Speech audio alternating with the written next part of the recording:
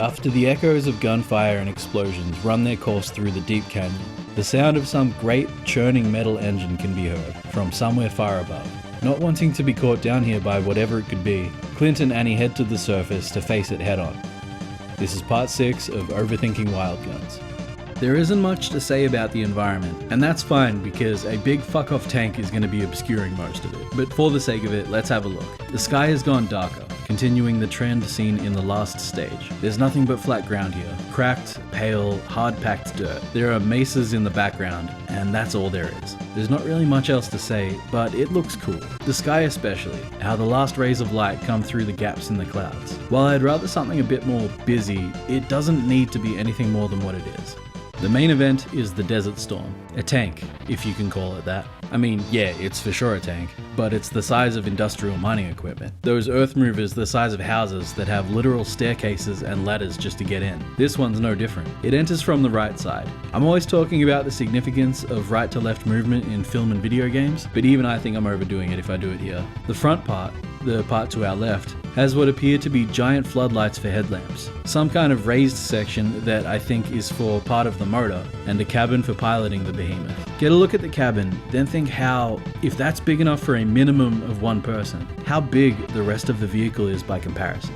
That and the ladder in the center are about the best indicators of just how truly ridiculously huge this machine is. Middle part is topped with a rotating cannon. The diameter of the barrel is the size of a person. Think of how much damage a cannon like that could do. It's got 2 groups of 3 missile launchers above it, while the main cannon mouth sprays a stream of fire. We can extrapolate and say that this could be used for deforestation.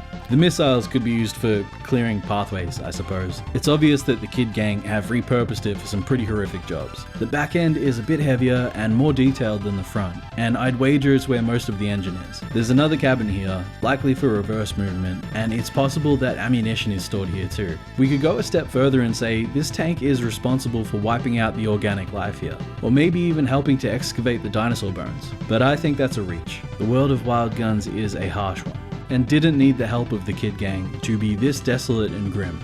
I know it's wrong, but I can't not think of Wild Wild West here. It doesn't even really resemble anything from that film that I can see. I've done some digging and still can't really find anything this could be referencing. The tank itself kind of resembles a lunar rover toy I had when I was little. Kinda reminds me of that weird armored personnel carrier from Aliens too, but I doubt that was the inspiration. The closest thing I could find for references are real tanks, specifically a category called super heavy tanks. Super heavy tanks weren't much different from what we think of when we think tanks, but many designs were kicked around during World War II that would have been much bigger. These vehicles would have been as close to battleships as terrestrial vehicles could get, and would have been of a similar size to the Desert Storm. There were obvious limitations to those designs, and as far as I can tell, none of them ever even made it to prototype. Episode 6 is in the bag. Not the return I was hoping for, but I'm still glad to be back talking about wild guns. It's such an insanely fun, totally overlooked masterpiece of a game, and I'm still blown away that it was made by less than half a dozen dudes in 5 months. More wild guns coming soon, but as I'm sure you'll be happy to hear, there's more of everything else coming as well. Until next time.